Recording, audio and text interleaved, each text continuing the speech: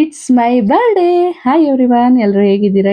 ಎಲ್ಲರೂ ಚೆನ್ನಾಗಿದ್ದೀರಾ ಅಂತ ಅನ್ಕೊಳ್ತೀನಿ. Welcome to another mini vlog. So ಹೆಣ್ಮಕ್ಳು ಏಜ್ ಹಾಗೆ ಗಂಡ್ಮಕ್ಳು ಸಂಬಳ ಎರಡನ್ನೂ ಕೂಡ ಕೇಳಬಾರ್ದಂತೆ, ಅದಕ್ಕೆ ನಾನಿಲ್ಲಿ ನನ್ನ ಏಜ್ ನ ರಿವೀಲ್ ಮಾಡ್ತಿಲ್ಲ. ಬರ್ಡೇ ಸೆಲೆಬ್ರೇಷನ್ ಹಾಗೇನೆ ಡ್ಯಾನ್ಸ್ ಅಂತ ಹೇಳಿ ತುಂಬಾನೇ ಮಸ್ತಿ ಮಾಡಿದ್ವಿ.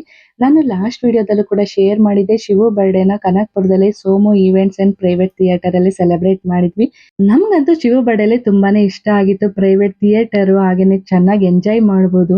ಅವ್ರು ಕೊಡುವಂತ ಸರ್ವಿಸ್ಗಳು ಎಲ್ಲಾನು ಕೂಡ ತುಂಬಾನೇ ಚೆನ್ನಾಗಿತ್ತು. ಸೊ ನಾವಂತೂ ಸಿಕ್ಕಾಪಟ್ಟೆ ಎಂಜಾಯ್ ಮಾಡಿದ್ವಿ. ಇನ್ ಕೇಕ್ ಕಟಿಂಗ್ ಎಲ್ಲ ಆದ್ಮೇಲೆ ಡ್ಯಾನ್ಸ್ ಮಾಡದೇ ಇರ್ತೇವೆ, ಅದನ್ನು ಕೂಡ ಸ್ಟಾರ್ಟ್ ಮಾಡಿದ್ವಿ.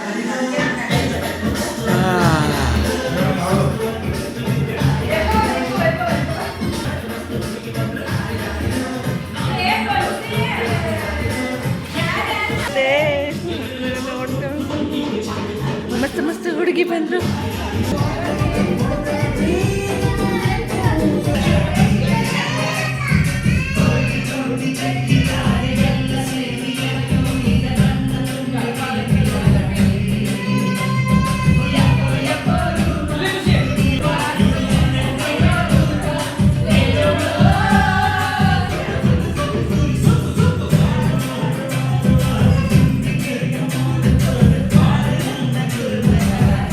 ರಚಿತ ಚೆನ್ನಾಗಿ ಆಡ್ತಾಳೆ ಕಣ, ಸಗದಾಗಿ ಆಡ್ತಾಳೆ ಅವಳು, ಚೆನ್ನಾಗಿ ಆಡ್ತಾಳೆ ಅವಳು.